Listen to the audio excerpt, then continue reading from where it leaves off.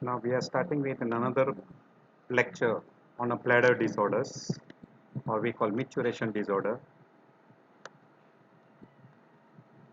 is enuresis, or also called as nocturnal enuresis.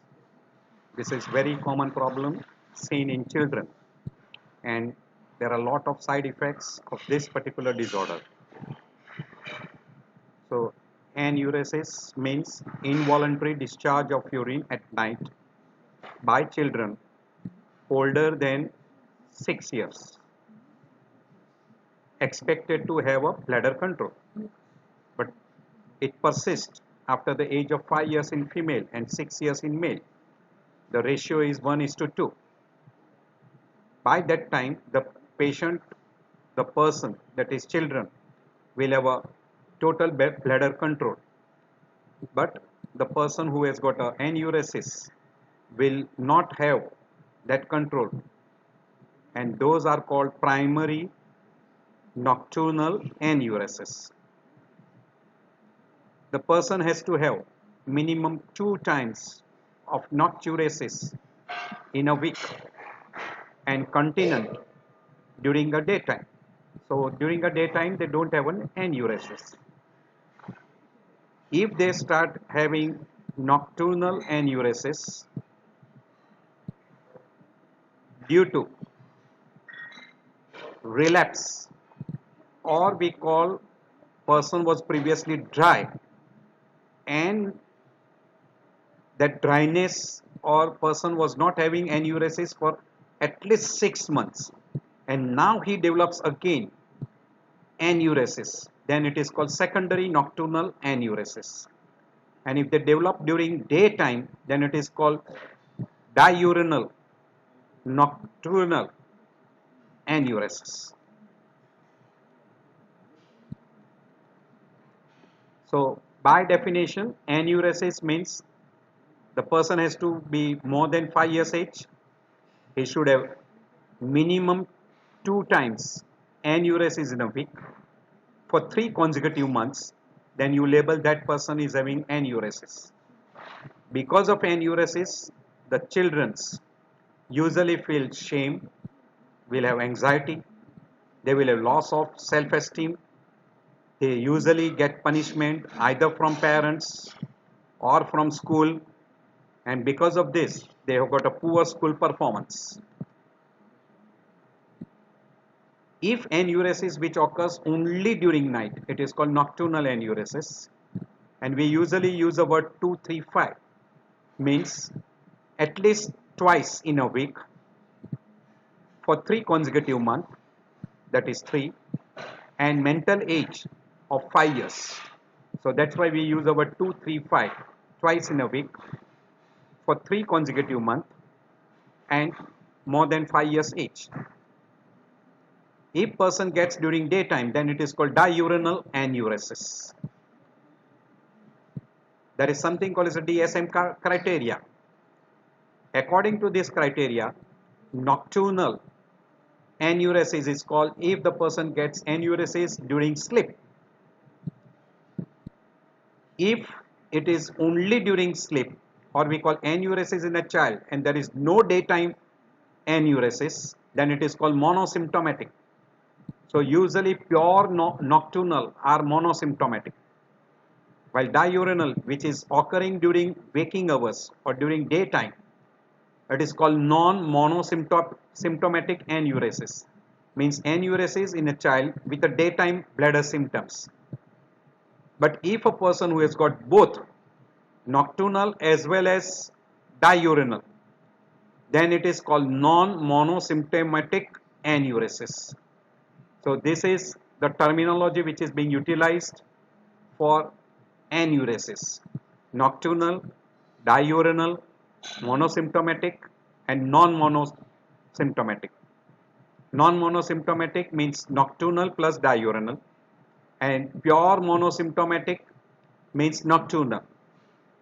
So diurnal, if it is associated with nocturnal, then we use the word non-monosymptomatic enuresis. So nocturnal enuresis you can divide into, according to the etiology, functional and organic. Functional we can divide into secondary and primary. So in functional, primary accounts for 80% of the cases, while secondary is accounting for only 20% of the cases. And primary we call primary nocturnal enuresis. And when primary is monosymptomatic, means primary is there with a only pure nighttime or nocturnal enuresis, then it is called monosymptomatic. And primary which has got diurnal plus nighttime, that is nocturnal, then it is called non-monosymptomatic primary nocturnal enuresis. So it is in short form called PNME, PNMNE. While functional accounts for 95% of the cases and organic accounts for 5% of the cases. So first we divide enuresis into two varieties, primary and secondary. Primary means the child has not been dry for at least 6 months continuously. Then we call that as primary. And if the child was preceded by dryness for 6 months, more than 6 months, and now he starts developing enuresis, then it is called secondary. So we call primary nocturnal enuresis and secondary nocturnal enuresis. So primary can be monosymptomatic, non-monosymptomatic. Monosymptomatic means the person is having purely nocturnal enuresis, and non-monosymptomatic means he has got diurnal plus nocturnal together. So this is monosymptomatic, this is non-monosymptomatic. Secondary nocturnal enuresis means recurrence of nocturnal bedtime wetting after more than 6 months of dryness, and this is usually very common, precipitated by upper airway obstruction, urinary tract infection, chronic constipation, specific phobia, anxiety, depression, etc. Organic accounts for only 5% of the cases, but this is because of the organic disease like neurological disorders, we call neurogenic bladder, or urological disease like fistula, etc., diabetes mellitus, diabetes insipidus, and sometimes in a case of epilepsy.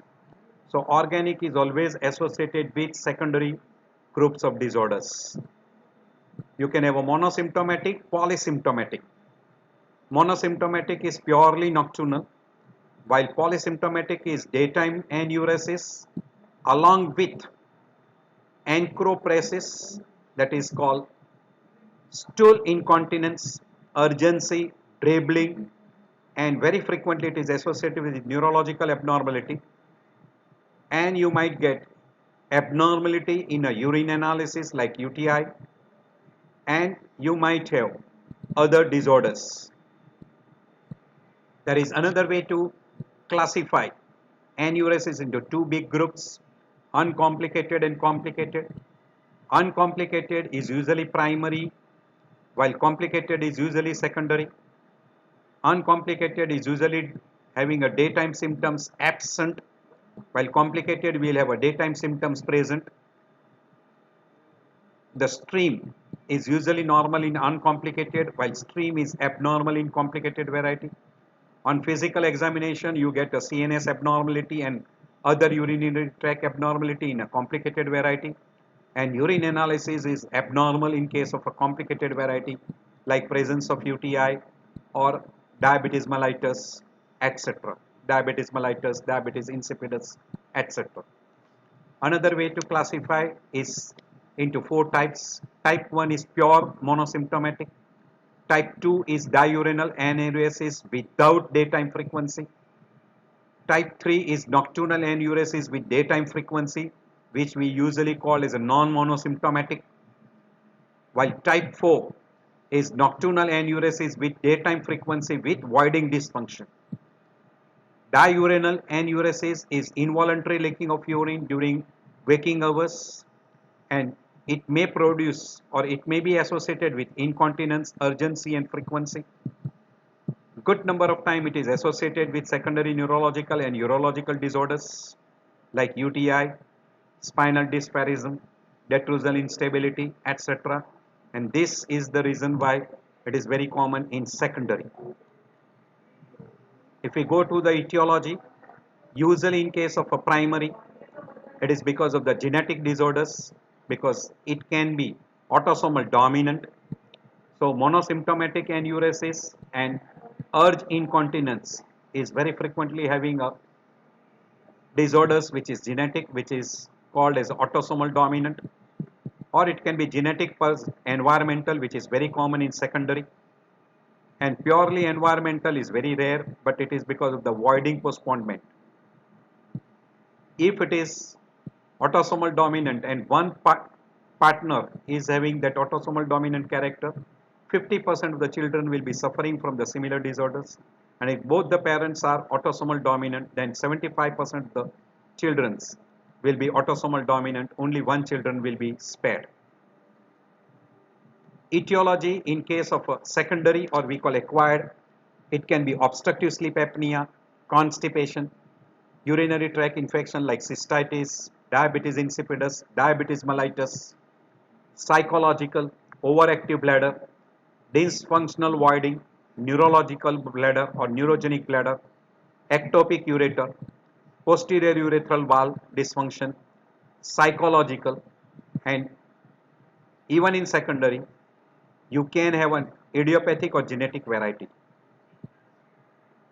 This is a diagram showing you different types of a spinal disorder where it is called tethered cord syndrome. There is a law called as a law of 15, that is 15 years, 15% of 5 years old children are wet, 15% of anuretic have anchoropresis, that is stool incontinence, 15% of the anuretic people will be dry each year, will become dry each year, 15% of anuretic have daytime symptoms, 15% of the anuretic people have an initial dry period, 15% of the non-uretic will have a nocturnal polyuria, 15% of the non-uretic have a nocturnal awakening.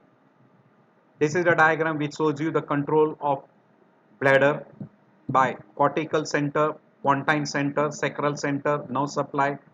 Cortical center which is giving an inhibition to pontine center and also to the lower sacral center.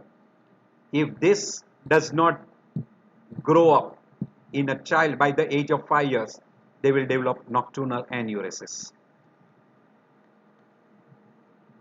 Now, the symptoms are usually divided according to the presentation.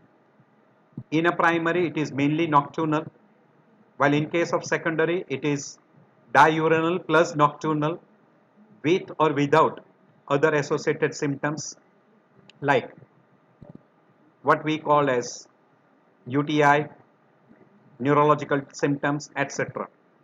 We have already explained you previously monosymptomatic, non-monosymptomatic, and polysymptomatic.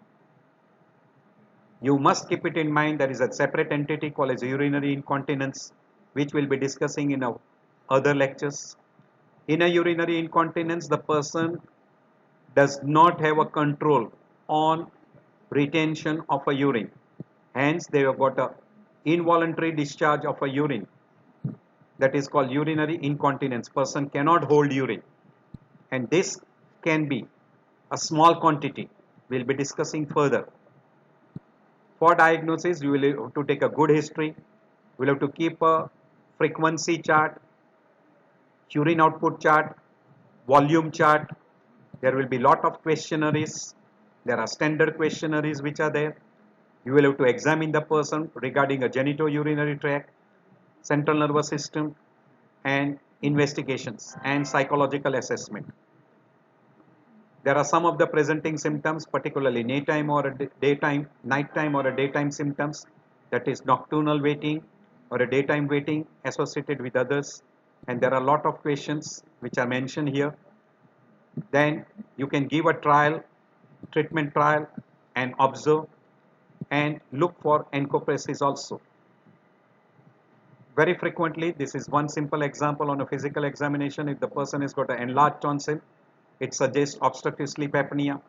If the person is having an abdominal mass in the form of a stool impaction and there is a presentation as a lump in abdomen, so that is called etiology will be constipation, or if the person is having a stool incontinence, it is enteropresis.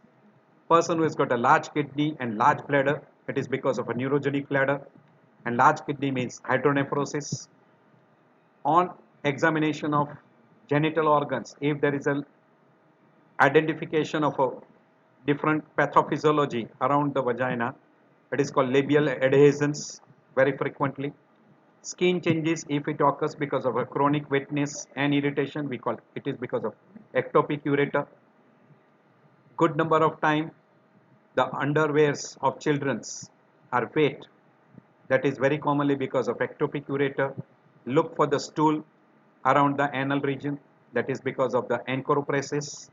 Perianal tear and fissures may be one of the findings in those conditions. Look at the back for sacral dimple, tuft of hair, abnormal asymmetrical gluteal clefts. This is very commonly in a T-third cord syndromes, persistent dural sinus, etc. Now, when you want to investigate, the most important investigation is urine analysis, and it is called as a mandatory investigation. Voiding chart, you look for the urine, microscopic, chemical, and we call as physical examination. You can go for KUB, ultrasounds, micturating cystourethrogram, and uroflowmetry. In urine analysis, leukocyte esterase nitrites, presence of WBC indicates urinary tract infection. RBC in presence of all these above findings also in favor of a urinary tract infection. Protein, if it is present, it indicates the renal damage. Glucose, if it is present, it indicates diabetes mellitus. If specific gravity is very low, close to 100, it is in favor of diabetes insipidus. If urine culture is positive, it is in favor of urinary tract infection. So urine analysis gives lot of idea regarding the etiology of enuresis. Once you make the diagnosis of enuresis, preliminary treatment is counseling, education, behavior modification. The most important part is what we call as the alarm therapy, and it is the most effective. Pharmacotherapy gives a low curative potential, in which you can use a desmopressin and you can use imipramine. And last resort is surgical. Alarm therapy is first choice, second choice is desmopressin. Desmopressin should be utilized only after the age of 6 years and older people. Nocturnal polyuria, you can use desmopressin after the age of 6 years. Obstructive, we call as overactive bladder. Desmopressin with anticholinergic drugs or alarm plus anticholinergic drug. In cystitis and UTI, antibiotics. Ectopic ureter, 100% surgical treatment. Labial adhesions, surgical treatment. And in case of constipation and enteropresis, high fiber diet, disimpaction, and polyethylene glycol. Treatment should be avoided before the age of 6 years. Best treatment before the age of 6 years is behavior modification, and in behavior modification you do give reward to the child for dry nights. Positive reinforcement. Punishment has got no role in place in case of enuresis. And explain the child for frequent voiding during a daytime and always go to voiding before going to bed. Child should be relaxed, use optimal posture, and take time to empty the bladder completely. At school also, void regularly at regular interval, and at least 2 or 3 times daily he must go for voiding urine, and drink liberal amount of fluid during a daytime and avoid before going to bed. Alarm therapy is the best therapy, and it is one of the most effective and has got the best long-term curable rates. Parents should awaken the child whenever there is an alarm sound. The child should void in bathroom and then assist their parents in changing their bedding before returning to bed. Alarm should be tried for at least 2 to 3 months, and if the alarm gives a 14 consecutive day dry nights, that gives a good results. In case of relapse, second trial of alarm therapy should be given. This is the way the alarm therapy is utilized, and these are the instruments which are available for alarm. Desmopressin has to be given only after the age of 6 years, and it is used in a dose of 0.2 milligram to 0.4 milligram at bedtime. When you are using a desmopressin, you have to utilize that particular in selective groups because it gives rise to fluid retention and hyponatremia, and sometimes it can end up with seizures. So this should be kept in mind. You should limit the fluid consumption 1 hour before giving a drug, and child should be wakened next day morning. No fluid should be given till next day morning. No coffee, no tea, etc. There is another group of drug we call as anticholinergic drugs, which is usually utilized in a small bladder capacity, overactive bladder, and it is always given along with either desmopressin or along with alarm therapy. Imipramine is avoided because it has got a high relapse rate. It is not considered as a first line treatment for enuresis. More prolongation, there is another danger of QT prolongation and risk of death with the overdose. There is a lot of side effects because of enuresis, like loss of self-esteem, shame, anxiety.